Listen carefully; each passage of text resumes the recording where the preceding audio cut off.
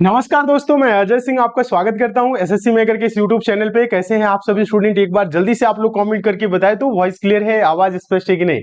आप सभी को good evening, good evening, good evening. जल्दी से आप सभी स्टूडेंट जुड़ जाइए, कॉपी पेन लेके बैठेंगे, आप सभी स्टूडेंट नोट भी करेंगे। आज रीजनिंग की क्लास है, बहुत ही शानदार, जबरदस्त और बहुत ही इंपॉर्टेंट क्लास होने वाली है आपके आगामी exam SSC MTS and havildar exam के लिए, और आपके जो भी आने वाले टाइम में एग्जाम है उन सभी के लिए इंपॉर्टेंट होने वाली है। चाहे आप सीआरपीएफ का एग्जाम देंगे, सीजीएल का देंगे, सीएचएसएल का देंगे, यूपी पुलिस कांस्टेबल का देंगे, या अगर आप कोई भी एग्जाम देते हैं तो रीजनिंग में आपको प्रश्न देखने को जरूर मिलेंगे जो आज की क्लास में हम कराने वाले हैं। क्योंकि आज की क्लास में हम सिलेक्टेड और इंपॉर्टेंट क्वेश्चन कराने वाले हैं जो एग्जाम में हमेशा रिपीट करते हैं, प्रश्न जो बार बार परीक्षाओं में देखने को मिलते हैं, उन प्रश्नों को आज की क्लास में कराने वाले हैं। और सभी प्रश्नों को सॉल्व करने के लिए आज की क्लास में हम आप लोगों को बहुत ही आसान तरीका भी बताएंगे ताकि रीजनिंग के प्रश्नों को सॉल्व करने के लिए आपको पेन उठाने की जरूरत ना पड़े। बहुत ही सिंपल क्वेश्चन है, टेस्ट के तौर पे रख रहे हैं, आंसर आप लोग देंगे।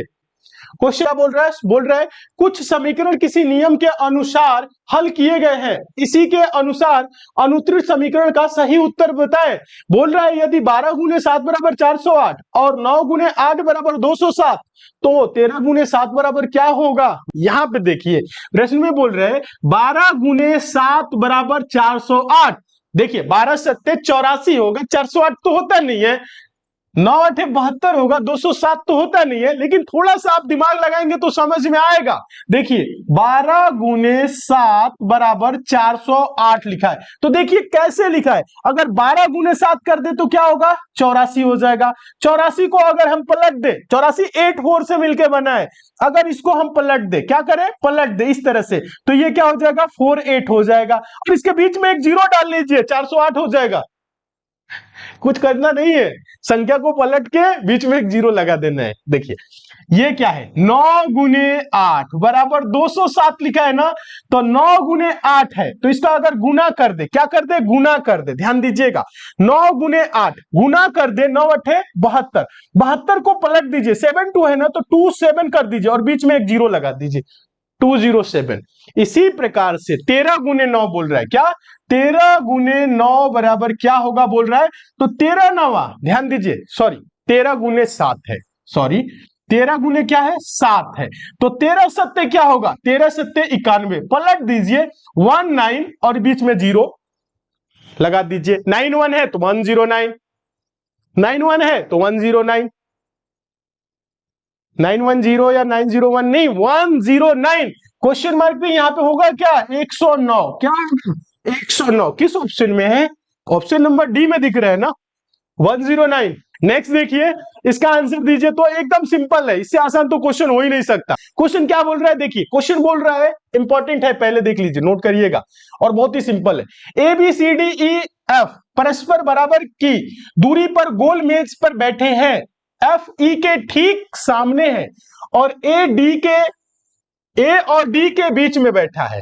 ध्यान दीजिएगा, थोड़ा सा यहां समझिएगा, एफ ई के ठीक सामने है और ए और डी के बीच में बैठा है, सी ई के दाहिनी ओर और ए के ठीक सामने बैठा है। ए के साथ कौन कौन बैठा है, ए के साथ कौन कौन बैठा है, मतलब ए के बाएं दाएं कौन है या दाएं बाएं कौन है, ये बताना है। चार ऑप्शन दिख रहा है, एफ और डी, ई और एफ, ई और सी, बी और एफ। अच्छा नहीं है समझ में आवत, कोशिश करो। देखिए कैसे, देखिए क्वेश्चन देखिए, A B C D E F परस्पर बराबर दूरी पर गोल मेज पर बैठे हो। गोल मेज कैसे है, इस प्रकार से हो, सामने है, एफ क्या है, ई के, अगर ई को यहां रख देते हैं तो एफ कहां हो जाएगा, यहां पे हो जाएगा, दिख रहा है सभी को। एफ क्या है, ई के ठीक सामने है। आगे बोल रहा है, और देखिए एफ की बात कर रहा है, एफ कमा लगाया है, एफ ई के ठीक सामने है और ए और डी के बीच बैठा है। किसके, ए और डी के बीच बैठा है। ए और डी के बीच हो सकता है कि ए इधर हो और डी इधर हो, ऐसे भी हो सकता है, ठीक है। आगे देखिए, सी ई के दाहिनी ओर, सी क्या है, ई के दाहिनी ओर, ई के दाहिनी ओर मतलब सी यहां पे, सी ई के दाहिनी ओर और ए के ठीक सामने बैठा है, ए के ठीक सामने, यानी ए यहीं पे होगा और डी इधर होगा। देखिएगा ए के सामने है, देखिए बोला है सी ई के दाहिनी ओर, सी कहां है, ई के दाहिनी ओर मतलब इधर, सबका मुख केंद्र की तरफ रखना है, ई की दाहिनी ओर, और ए के ठीक सामने, ए के ठीक सामने।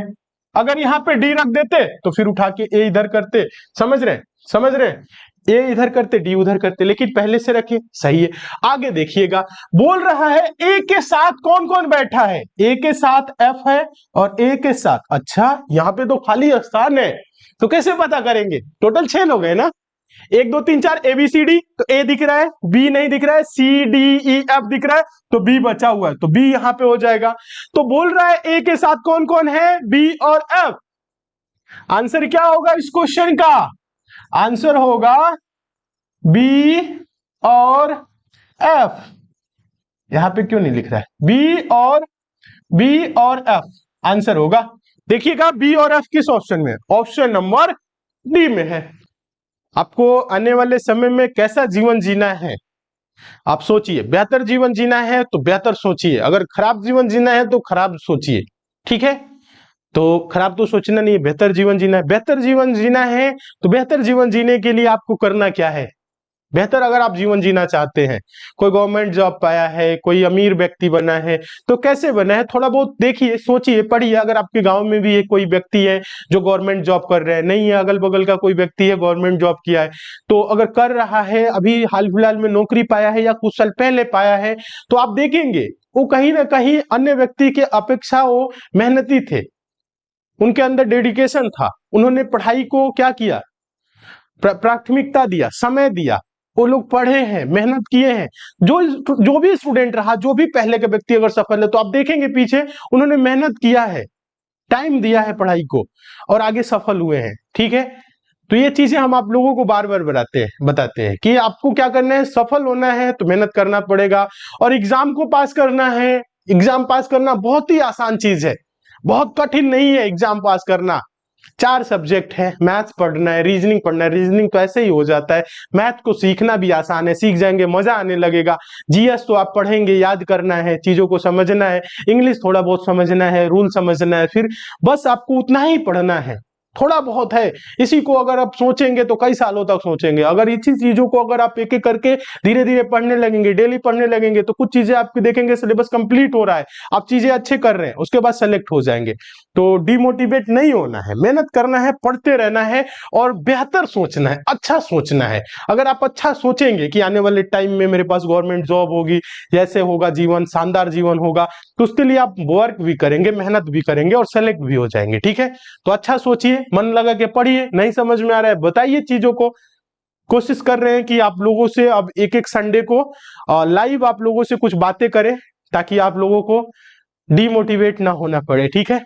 चलिए, हम समय निकाल रहे हैं, आप लोगों से लाइव कुछ कुछ बातें करें, आप लोगों की समस्याओं को समझे। वैसे जितने स्टूडेंट, कुछ स्टूडेंट तो मिल ही जाते हैं मार्केट में निकलने पे, तो उन लोगों से बातें हो जाती है, लेकिन लाइव भी आप लोगों से मिलेंगे, फिर बातें होंगी। डिमोटिवेट नहीं होना है, बेहतर जीवन जीना है, मेहनत करना है, सिलेक्शन लेना है, ठीक है? अच्छा, आगे चले, नेक्स्ट देखिएगा, अगला क्वेश्चन देखिए, आसान है, आंसर दीजिए। तो क्या होगा इस क्वेश्चन का आंसर, फटाफट बताइए। चलिए देखिए क्वेश्चन क्या बोल रहे हैं, सभी विमान रेलगाड़ियां हैं, कुछ रेलगाड़ियां कुर्सियां हैं। बोल रहा है कुछ विमान कुर्सियां हैं, कुछ कुर्सियां विमान है, कुछ कुर्सियां रेलगाड़ियां हैं, कुछ रेलगाड़ियां विमान है। पढ़ के बताए तो क्या आंसर होगा? सिंपल है, गलती। देखिए कुछ नहीं करना है, सभी विमान रेलगाड़ियां हैं। क्या बोला है? सभी विमान रेलगाड़ियां हैं, जितने भी क्या है, विमान है, जितने भी क्या है, विमान है, ये सभी के सभी विमान क्या है, रेलगाड़ियां हैं। तो इसे लिख दीजिए रेलगाड़ी। सभी विमान क्या है, रेलगाड़ियां। रेलगाड़ी के अंदर सभी विमान हो गई, ठीक है? अब देखिए, बोल रहे हैं कुछ रेलगाड़ियां कुर्सियां हैं, कुछ रेलगाड़ियां क्या है, कुर्सियां हैं। कुर्सी कर दीजिए, कुछ रेलगाड़ी क्या है, कुर्सियां। बोल रहे हैं कुछ रेलगाड़ियां कुर्सियां हैं, तो कुर्सी के अंदर कुछ आ जाएंगी, ठीक है? रेलगाड़ी कुछ, कुर्सियों के अंदर ये वाला हिस्सा। समझ में आ रहा है? इतना समझ में आ रहा है? डायग्राम अगर ऐसे बनाए तो प्रश्न का आंसर गलत होगा ही नहीं। अब देखिए निष्कर्ष में पहला पढ़िएगा, कुछ विमान कुर्सियां हैं। क्या विमान का कुछ हिस्सा कुर्सियों के अंदर दिख रहा है? नहीं दिख रहा है, गलत। सेकंड देखिएगा, कुछ कुर्सियां विमान है। क्या कुर्सियों का कुछ हिस्सा विमान में दिख रहा है? नहीं, गलत। फिर देखिए, कुछ कुर्सियां रेलगाड़ियां हैं। क्या कुर्सियों का कुछ हिस्सा रेलगाड़ियों के अंदर है? देख रहे हैं ये वाला हिस्सा है, दिख रहा है, सही है। फोर्थ देखिएगा, चौथा निष्कर्ष देखिएगा, कुछ रेलगाड़ियां विमान है।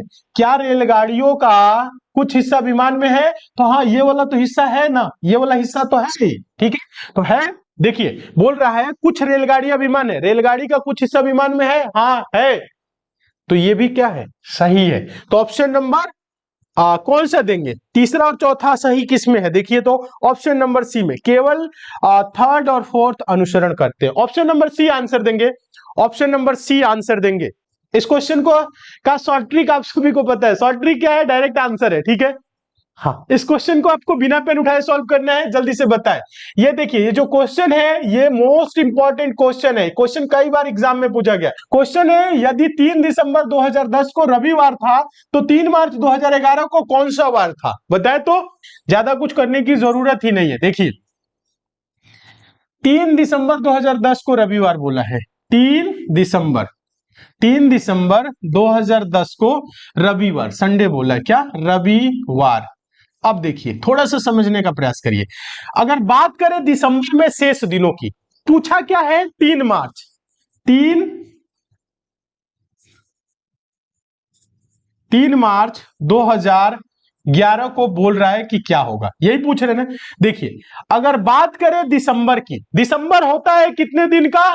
दिसंबर 31 का महीना होता है। दिसंबर में कितने दिन होते हैं? 31 दिन। तो 3 को बात कर दिया, 3 में क्या करेंगे? 3 को 31 से घटा देंगे, शेष दिसंबर में कितना दिन बचा?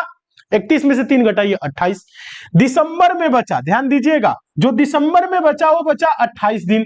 उसके बाद आएगा जनवरी, जनवरी कितने का होता है? 31 का पूरा जनवरी। उसके बाद आएगा फरवरी, क्या फरवरी क्या 2011 का है, 12 का होता तो लीप ईयर होता, 11 का है तो साधारण वर्ष, समझ रहे हैं? तो 28 का फरवरी कितना हो गया? 28। फिर आया क्या? मार्च क्या 3 ही मार्च की बात कर रहा है, तो ये 3। कुछ नहीं करना है, थोड़ा सा बस आपको समझना है, थोड़ा सा ये समझना है। आप सबको जोड़ दीजिए, 7 से भाग करिए या 7 से भाग कर दीजिए। 7 से भाग करेंगे 0, 7 से इसको भाग करेंगे तो 7 चौक 28, 3 31 3। 7 से इसको भाग करेंगे 0। अब ये आपका 3 है तो 3 6। टोटल दिनों की अगर बात करें तो 6 आया। कितना आया? 6 आया, शेष में आया 6। कुछ नहीं करना है, रविवार में 6 दिन जोड़ देना है। अगर 7 दिन जोड़ते तो रविवार हो जाता, एक दिन कम कर लीजिए, शनिवार, या 6 दिन जोड़िए। कैसे 6 दिन जोड़ेंगे? रविवार के बाद सोम मंगल बुध बृहस्पति शुक्र, एक दिन और शनि, क्या हो जाएगा? सैटरडे, यानी कि शनिवार। क्या होगा? शनिवार आंसर। देखिए शनिवार किस ऑप्शन में? ऑप्शन नंबर डी में शनिवार दिख रहा है। हाँ, आ गया है तो फटाफट आज की क्लास को आप लोग लाइक कर दीजिए। जितने भी नए स्टूडेंट हैं चैनल को सब्सक्राइब कर लीजिए, नोटिफिकेशन बेल आइकन को ऑन कर लीजिए, जुड़ जाइए, डेली क्लास को ज्वाइन करिए, मन लगा के पढ़िए, कोशिश करिए ज्यादा से ज्यादा समय आपका पढ़ाई में लगे, क्योंकि पढ़ाई एकमात्र ऐसा विकल्प है जिससे आप एग्जाम को पास करेंगे, सिलेक्शन लेंगे और आपकी लाइफ शानदार होगी। जीवन जबरदस्त तरीके से जीना है तो पढ़ना है, मेहनत अभी करना है। बुढ़ापे की मेहनत बहुत कष्टदायक होती है, जवानी में मेहनत समझ में नहीं आएगा और बुढ़ापे में बहुत आनंद मिलेगा। तो मेहनत करिए, अभी आराम करने की बिल्कुल भी नहीं सोचना है। मेहनत करिए, मेडिटेशन करिए, योगा करिए, एक्सरसाइज करिए, शरीर को फिट रखिए और मेहनत करिए। चलिए, समझ में आ गया है? सारे स्टूडेंट सर कमेंट करें। एक दो स्टूडेंट नो भी बोल रहे हैं, तो एक बार और देख लीजिएगा, नहीं आएगा तो दोबारा समझा देंगे।